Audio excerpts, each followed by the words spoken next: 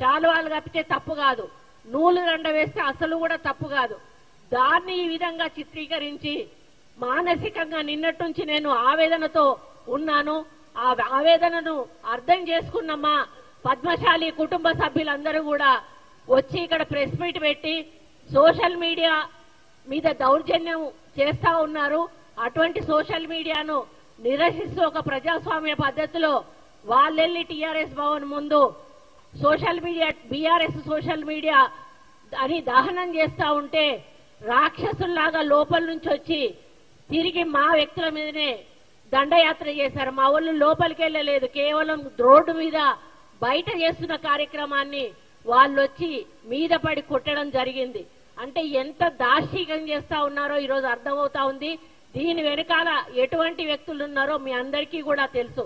ఈరోజు 10 సంవత్సరాల అధికారం తర్వాత అధికారం కోల్పోయి పిచ్చి పట్టి మరి ఏం చేస్తున్నారో అర్థం కాకుండా దుర్మార్గమైనటువంటి ప్రచారాలు సోషల్ మీడియా ద్వారా చేసి అసలు అంటే చెప్పలేని విధంగా అభ్యంతరకరమైనటువంటి వ్యాఖ్యలు చేస్తూ ఆ ఫోటోలు పెడుతూ ఆ విధానం ఏదైతే ఉందో మరి చాలా బాధ కలిగిస్తా ఉంది. నేను అదే అడుగుతా ఉన్నాను కేటీఆర్ని, అయ్యా నీ చెల్లె మొన్నటి వరకు కూడా జైల్లోకి పోయి వచ్చింది, నీ చెల్లె జైలుకు పోతే నీకు ఎంత బాధ ఉందో నీకు తెలీదా? నేను ఆడదాన్ని, మరి నా మీద ఈ విధంగా అసభ్య ప్రచారం చేస్తే మరి ఏ విధంగా బాధపడతానో నీకు అర్థం కాలేదా?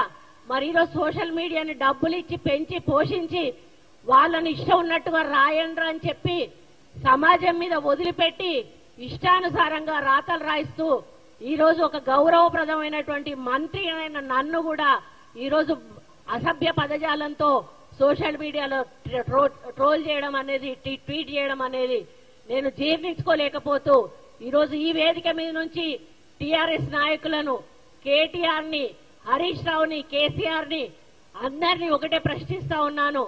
మీ ఇంట్లో ఆడవాళ్ళు ఉన్నారు, ఇదే పద్ధతిలో మీ ఇంటి ఆడవాళ్ల మీద ట్రోల్ చేస్తే ఏ విధంగా ఉంటుందో ఒక్కసారి ఆలోచించాల్సిన అవసరం ఉన్నది. మీరు 10 సంవత్సరాలు మంత్రులుగా ఉన్నారు, అధికారంలో ఉన్నారు, మహిళలకు గౌరవం ఇవ్వాల్సిన అవసరం మీకున్నది.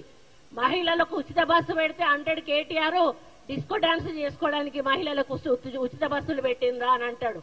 ఒక ఆమె నాకు 3 బిడ్డలు, అయ్యా నాకు సహాయం చేయండి అంటే నువ్వెవరి కోసం కన్నావు బిడ్డలను, సమాజం కోసం కన్నావా, నా కోసం కన్నావా అనేటువంటి మాట కేటీఆర్ మాట్లాడతాడు. అంటే వాళ్ళకు మహిళలంటే చాలా చులకన. నేను వాళ్ళ పార్టీలో మంత్రిగా మన ఎమ్మెల్యేగా ఉన్నప్పుడు ఒక్క మహిళా మంత్రిని కూడా ఇవ్వలేదు. అంటే ఇవ్వాల్సి వస్తే నాకు ఇవ్వాల్సి వస్తుంది, మరి ఆమె కొంచెం ఎక్కువ మాట్లాడుతుంది కాబట్టి ఆమెకి ఇవ్వద్దు అన్నటువంటి ఆలోచనతోటి నాకు మంత్రి పదవి కూడా ఆ రోజు ఇవ్వలేదు. ఇవ్వకపోయినా కూడా నేను ఏ రోజు కూడా మాట్లాడలేదు. ఆ రోజు నాకు ఎటువంటి అగౌరవం జరగలేదు కాబట్టి నేను ఆ పార్టీలో ఉన్నా. ఎప్పుడైతే అక్కడ అగౌరవం జరిగింది, పార్టీ టికెట్ ఇవ్వలేదు, ఆ రోజు ఇండైరెక్ట్ గా మమ్మల్ని అగౌరవపరిచారు కాబట్టే వచ్చాను. కానీ రెండోసారి అధికారంలోకి వచ్చినాక టీఆర్ఎస్ లో చాలా మార్పు వచ్చింది.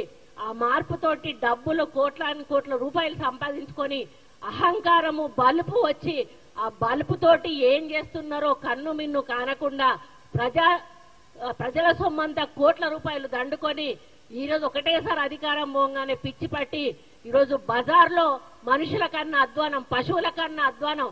పశువుల కన్నా కొంత నీతి నియమం ఉంటది కానీ ఈరోజు ఆ నీతి నియమాలు మరిచి పశువుల కంటే అధ్వానంగా ఈరోజు పోస్టులు పెట్టిస్తూ మరి మాలాంటి వాళ్ళని అవమానపరుస్తున్న కేటీఆర్ కబడ్దార్ అని చెప్తా ఉన్నాను. ఇక ముందు మీ సోషల్ మీడియాలో ఇట్లాంటి పోస్టులు పెడితే క్షమించేది లేదు అని కూడా చెప్తా ఉన్నాను. మా కార్యకర్తలను కొట్టినందుకు మూల్యం కూడా చెల్లించుకోవాల్సిన అవసరం ఏర్పడుతుందని కూడా చెప్తా ఉన్నాను. నాలాంటి ఆడబిడ్డ శాపం తప్పకుండా తగులుతుంది. నా జీవితంలో ఈ రోజు వరకు నాకు ఒక చిన్న మచ్చ కూడా నా రాజకీయ జీవితంలో లేదు. నేనంటే ప్రతి పార్టీలోని నాయకులు కూడా నన్ను గౌరవిస్తారు. అక్క అని నోటి నిండా పిలిచి నాతో మాట్లాడతారు. ఈరోజు ఆంధ్ర రాష్ట్రానికి వెళ్తే నన్ను అందరూ అక్క అని పిలుస్తారు, నా భర్తను అందరూ కూడా బావ అని పిలుస్తారు. ఎవ్వరు కూడా నన్ను మేడం అని పిలిచినా కూడా నేను ఒప్పుకోను. నన్ను మేడం అని పిలవద్దు, అక్క అని పిలవండి అని నేను పిలిపించుకుంటాను. అటువంటి వ్యక్తిత్వం ఉన్న నన్ను ఈ రోజు ఇంత అసభ్యమైన పోస్టింగ్ పెట్టి నన్ను ఇబ్బంది పెట్టేటువంటి పని చేసిన కేటీఆర్ ను మరి నిజంగా హెచ్చరిస్తా ఉన్నా, సోషల్ మీడియా బంద్ చేసుకో, లేకపోతే తెలంగాణ రాష్ట్ర మహిళలందరూ కూడా మరి ఇది గమనిస్తా ఉన్నారు. తప్పకుండా ఏదో ఒక రోజు తిరగబడతారు. ఈ రోజు చేనేత కార్మికుల ఓట్లతో నువ్వు సిరిసిల్ల నుంచి గెలిచినవు. హరీష్ రావు కూడా చేనేత కార్మికుల ఓట్లతోటి గెలిచిండ్రు. మీరు చేనేత కార్మికులకు చేసింది ఏమీ లేదు, వాళ్ళకి అన్యాయం చేశారు తప్పిదే. కాబట్టి మీరు గుర్తుంచుకోండి, ఎవరైతే మహిళల మీద అసభ్య పోస్టులు పెడుతున్నారో వాళ్ళను రెచ్చగొట్టడం అనేది సరైన పద్ధతి కాదు. దీన్ని మీరు మానుకోవాల్సిన అవసరం ఉంది. మీరు ప్రభుత్వం ఏదైనా తప్పులు చేస్తే వాటి మీద మీరు మాట్లాడండి, మాకేం అభ్యంతరం లేదు. అవి తీసుకుంటాం, తప్పులుంటే సరిదిద్దుకుంటాం. మరి మీకు ఒప్పులు ఎట్లాగో మీరు చూపించారు, చేసే ఏమైనా వల్ల తప్పులుంటే చూపించండి, మేము వాటిని సరిదిద్దుకునే ప్రయత్నం చేస్తాం. కానీ ఈ విధంగా మానసిక వేదన కలిగించేటువంటి, కుటుంబాల్లో ఇబ్బందులు కలిగించేటువంటి పోస్టులు పెట్టి మరి ఒక మంత్రి అని మహిళ అనే గౌరవం లేకుండా ఈ రోజు మీరు చేసినటువంటి కార్యక్రమం ఏదైతే ఉందో మొత్తం యావత్ ప్రపంచంలోని మహిళలందరూ కూడా దీన్ని గమనిస్తారు. తప్పకుండా అందరూ కూడా దీన్ని వ్యతిరేకిస్తారన్న విషయాన్ని గుర్తుపెట్టుకోండి.